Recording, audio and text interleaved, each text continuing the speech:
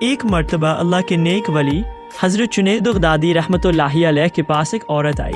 وہ مکمل پردے میں تھی، مگر اس کے بات کرنے کے انداز اور لہجے سے صاف ظاہر تھا کہ اسے اپنے حسن پر بڑا فخر اور غرور ہے۔ اس عورت نے ڈھکے چھپے مگر خود اعتمادی سے حضرت جنید بغدادی سے کہا، حضرت مجھے آپ سے ایک مسئلہ پوچھنا ہے، شریعت اس بارے میں کیا کہتی ہے کہ کسی مرد کی ایک بیوی ہو تو کیا وہ اس کی موجودگی میں دوسری شادی کر سکتا ہے؟ حضرت جنید بغدادی نے نرمی سے جواب دیا، بیٹی اسلام نے مرد کو چاک نکاح کی اجازت دی ہے، مگر شرط یہ ہے کہ وہ اپنی تمام بیویوں کے درمیان انصاف کر سکے۔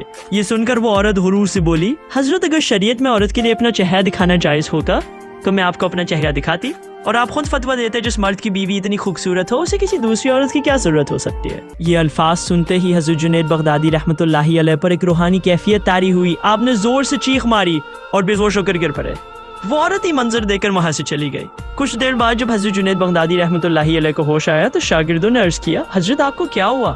حضرت نے فرمایا، جب وہ عورت اپنے آخری الفاظ کہہ رہی تھی تو اس لمحے اللہ تعالیٰ نے میرے دل میں یہ خیال ڈالا، اے جنید، اگر شریعت نے میرا حسن دیکھنا جائز ہوگا تو میں ساری دنیا کو اپنا جلوہ دکھاتا اور لوگ بش اختیار پکار اٹھتے، جس کا اللہ اتنا حسین، عظیم اور جلال والا ہے، اسے پھر کسی اور چیز کی کیا ضرورت ہو سکتی ہے۔ ایمان افروز نصیحت، دنیا کا حسن فانی ہے مگر اللہ کا جمال باقی ہے۔ جو اپنے رب کے جلوے کو پہچان لے اسے کسی اور چیز کی طلب باقی نہیں رہتی۔